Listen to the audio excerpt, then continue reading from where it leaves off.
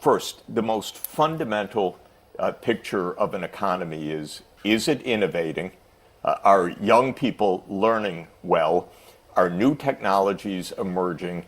And is there a high saving rate? China checks all those boxes. In other words, the fundamentals are strong. The education system is strong. The saving rate is high. Innovation is rapid. And China is the low-cost producer of high-quality advanced technologies, not across the board, but in many, many crucial areas. So this is not a weak economy. This is a strong economy. If I look at the United States, I have a lot different worry. The saving rate is very low. The budget deficits are enormously high. The debt is very high. And there's a lot of instability and no coherence of what America's trying to do. There's a lot of confusion.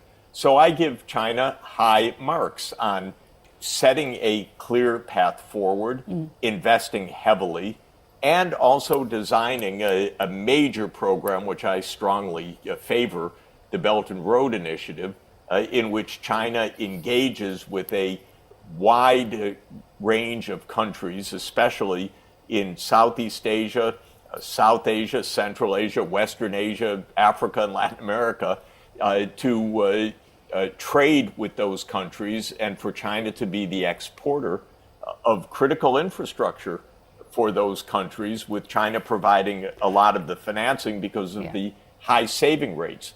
China has a significant trade surplus. The United States has an enormous trade deficit. How does one come to the conclusion that, therefore, that China is the country in economic crisis? I don't. But the Financial Times, especially the Atlantic Council, I should say, claimed that China's economic reforms are nearing the end of the line and that progress has stalled or backslid. Similar criticism is found on Financial Times, for instance, about China throttling its private sector, even with a special section dedicated to China's economic slowdown. So, Professor Sachs, I want to get your feels, your analysis on the so-called stalling reforms or China trying to throttle its private sector. What's your take? Well, my take is very different, and that is that China is extremely successful at innovation and increasingly, in fact, at dominating the new technologies, especially zero carbon energy systems, whether it's renewables or fourth generation nuclear, fast rail, which the United States still does not have 1 kilometer of fast rail. China has tens of thousands and is now sharing that technology in projects in different parts of the world.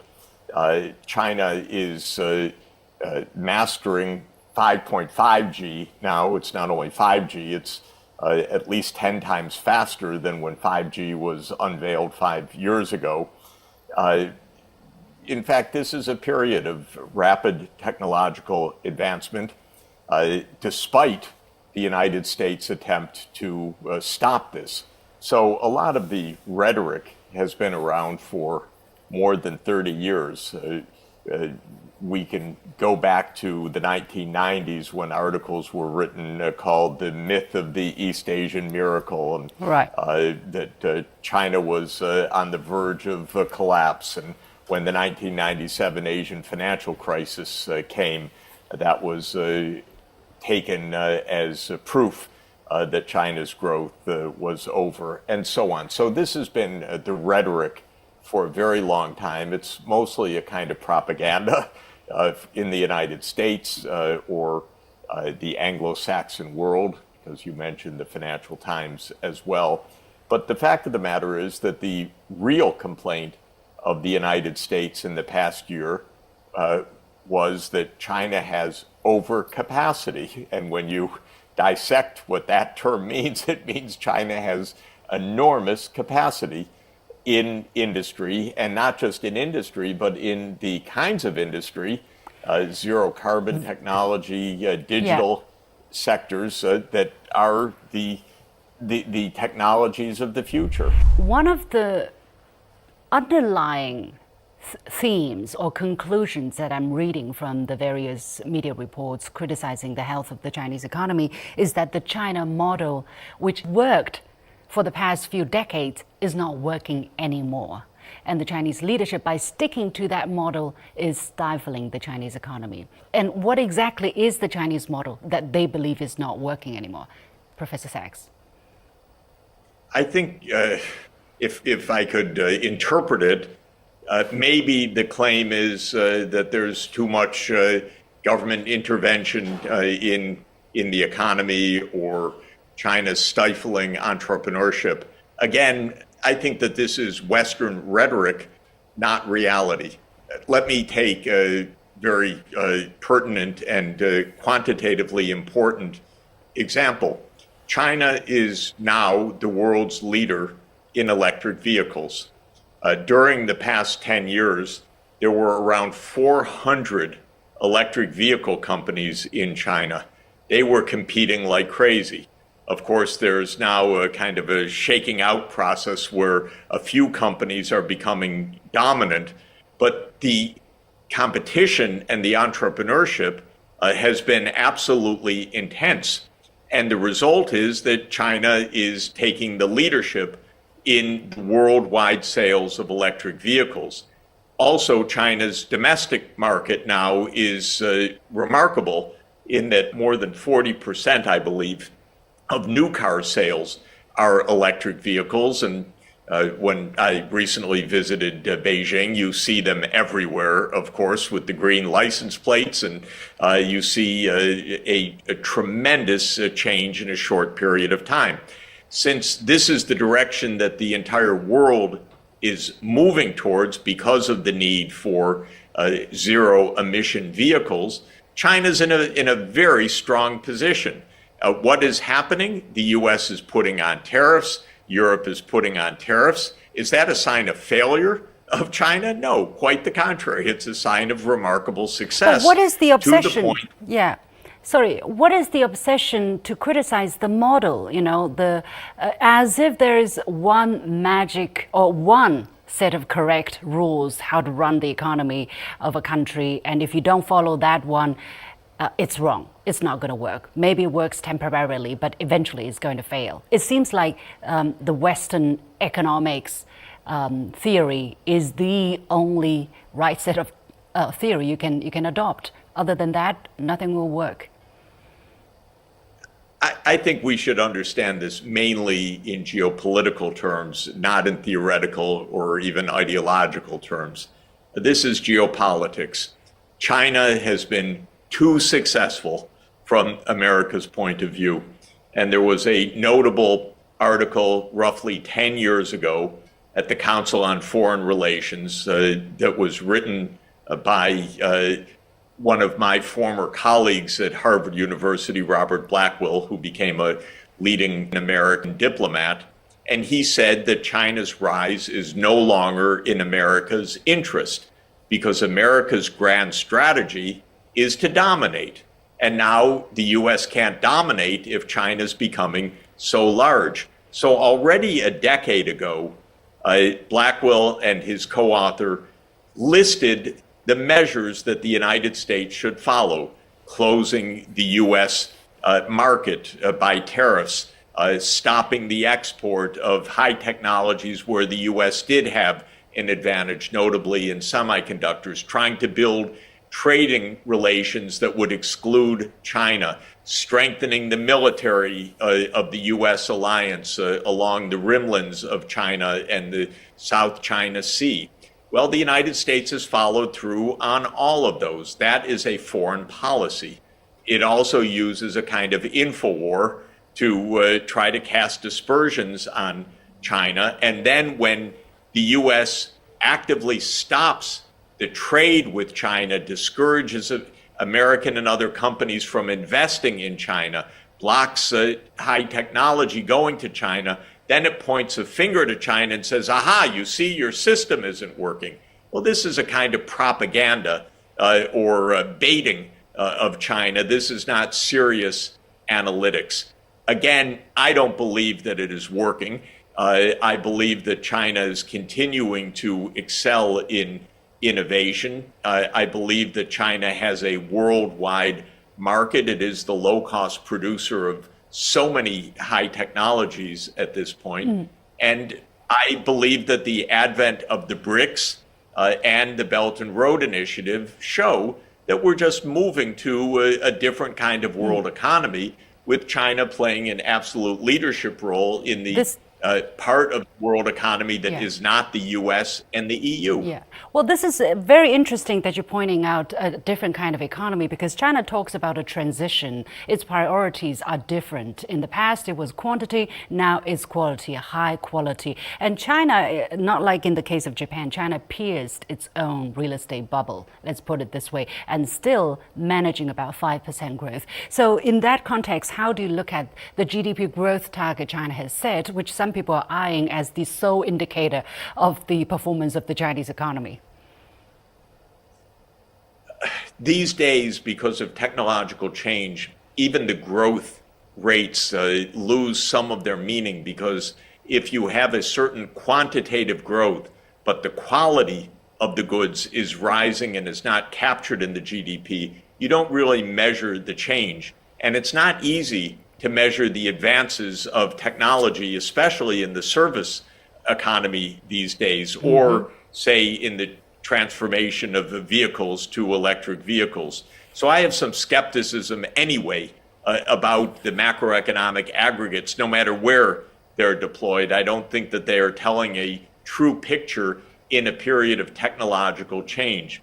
Again, I would look to the fact that China is the low-cost, high-quality producer of a very wide range, and I think an increasing range of goods in transport, in digital technologies, in supercomputers, in zero-carbon energy, in fourth-generation nuclear. These are very important areas in electric vehicles, as I mentioned. These are the technologies that the world needs over the next 30 years. China also, like every major economy, needs to make an energy transformation to a zero emission. China has set 2060 as the date to reach net zero, or at least before 2060. Right. I'd like to encourage China to do that by 2050, because China is so good at all of this and making these large transformations. That gives plenty of investments for China to make in the coming years. I hope that China would not be spooked by this kind of naive reporting by people who don't know basically very much, if anything, about the actual Chinese economy. Let's talk about, some of the superficial indicators that have been cited by the mainstream media. For instance, China's foreign direct investment. It has nominally dropped considerably. This has been cited as some kind of result of people losing confidence in the future prospects of the Chinese economy. This is one thing. And then the real estate sector, there was this talk of China following Japan's 1980s Japanification trajectory with a debt-fueled property bubble, so on. So if you look at some of these and demographics, the population of newborns, the number of newborns in China are less as those who have died, who have passed away from the Chinese democratics. So how do you square these superficial indicators with what you just said about the fundamental health of the Chinese economy? Well, first, when it comes to the question of comparisons with Japan, it's important to understand that Japan's end of high growth was actually a deliberate U.S. policy. Because in the 1980s, even though Japan was ostensibly an American ally, really an American subsidiary in a lot of ways, it was too successful from the point of view of American politicians. And so it was in the 1980s that the United States forced the yen to become overvalued. This was a deliberate set of steps in the mid-1980s. The United States imposed export controls, or had Japan impose export controls, so-called voluntary export restraints, which weren't voluntary at all. It told Japan, no, you can't export so many automobiles, you can't export so many electronics goods. The United States stopped Japan's rapid growth. And this is the playbook that the United States is using again vis-a-vis China. So the comparison has a certain aptness, but it wasn't that Japan just failed. It was by design. The United States said, you're becoming uppity.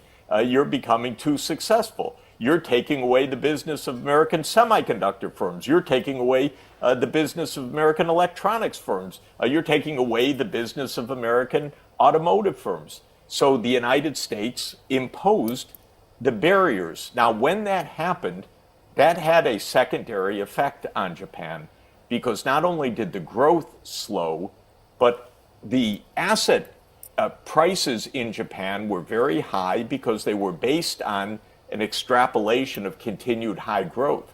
When the United States stopped the high growth, the asset prices fell, the so-called bubble burst. It became a bubble because the U.S. had slowed Japan's growth, forced the yen into an overvaluation, and the U.S. was unrelenting in the 1990s. Don't depreciate the yen. We're not going to give any margin. And the U.S. really did in the era of Japanese high growth. This will not happen in China. China's a lot larger than Japan. China has a lot more alternatives than Japan. And China is not caving in to U.S. bullying. Well, Japan was under the so-called security protection of the United States. China certainly is not. And in this sense, China doesn't have to accept the kind of treatment that Japan accepted, in fact, in the 1990s. I asked my Japanese colleagues at the time, already 30 years ago, why don't you take other measures? Jeff, it's very hard, you know. We really can't go against the United States. What China needs to do is to expand its exports to other parts of the world. It's doing that. It needs and should expand the Belt and Road Initiative. This is very successful. All the bad-mouthing by the United States of the Belt and Road Initiative should be a signal to Chinese leaders that it's actually very, very successful because the Americans are bad-mouthing it. They're scared of it.